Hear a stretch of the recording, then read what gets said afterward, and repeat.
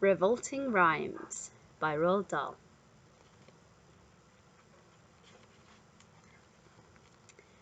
Cinderella.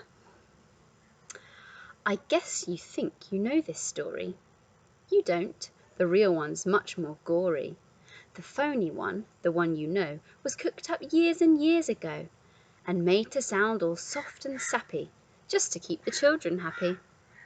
Mind you, they got the first bit right, the bit where, in the dead of night, the ugly sisters, jewels and all, departed for the palace ball, while darling little Cinderella was locked up in the slimy cellar, where rats who wanted things to eat began to nibble at her feet.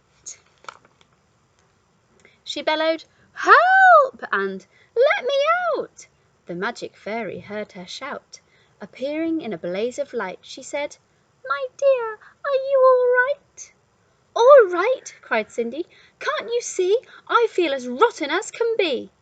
She beat her fist against the wall and shouted, "Get me to the ball! There is a disco at the palace. The rest have gone and I am jealous. I want a dress, I want a coach, and earrings and a diamond brooch, and silver slippers, 2 of those, and lovely nylon pantyhose. Done up like that, I'll guarantee the handsome prince will fall for me." The fairy said, "Hang on a tick." She gave her wand a mighty flick, and quickly, in no time at all, Cindy was at the palace ball. It made the ugly sisters wince to see her dancing with the prince.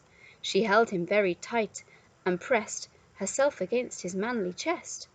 The prince himself was turned to pulp, and all he could do was gasp and gulp. Then midnight struck. She shouted, "Heck! I've got to run to save my neck." The prince cried, "No, alas, alack!" He grabbed her dress to hold her back. As Cindy shouted, "Let me go!" the dress was ripped from head to toe. She ran out in her underwear and lost one slipper on the stair. The prince was on it like a dart. He pressed it to his pounding heart. "The girl this slipper fits," he cried, "tomorrow morn shall be my bride. I'll visit every house in town until I've tracked the maiden down." Then, rather carelessly, I fear, he placed it on a crate of beer. At once one of the ugly sisters, the one whose face was blotched with blisters, sneaked up and grabbed the dainty shoe and quickly flushed it down the loo. Then in its place she calmly put the slipper from her own left foot. Aha, you see, the plot grows thicker, and Cindy's luck starts looking sicker. Next day the prince went charging down to knock on all the doors in town. In every house the tension grew. Who was the owner of the shoe?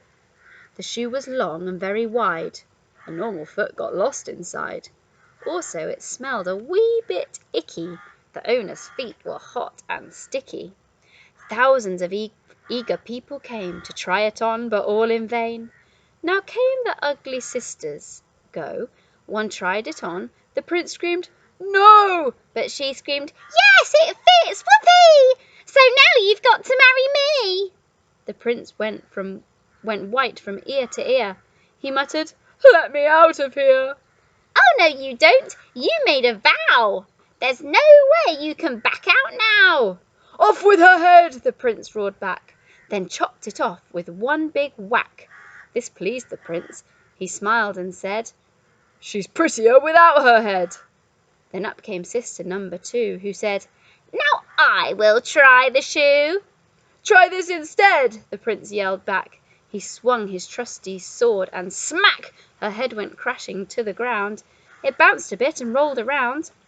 In the kitchen, peeling spuds, Cinderella heard the thuds of bouncing heads upon the floor, and poked her head round the door. "What's all the racket?" Cindy cried. "Mind your own biz," the prince replied.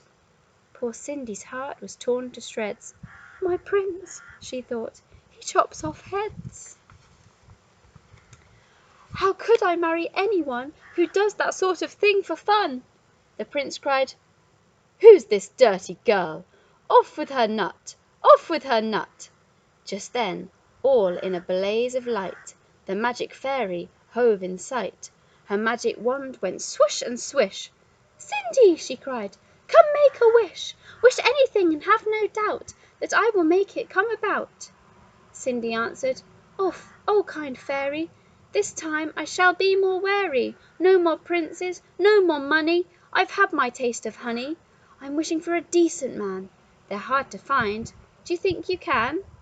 Within a minute Cinderella was married to a lovely fella, a simple jam maker by trade, who sold good home-made marmalade. Their house was filled with smiles and laughter, and they were happy ever